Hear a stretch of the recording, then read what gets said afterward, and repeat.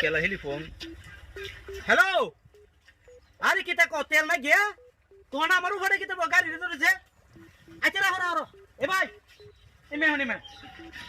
ভাই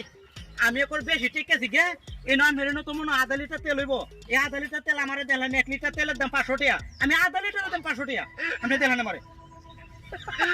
তাহলে কাম দেব না এলাই আচ্ছা দেখেন চাচা আপনার বেশি প্রয়োজন এই তো এরপর আমার তেলটা দেওয়া অনেকটা হু করব আচ্ছা দেখেন দেখেন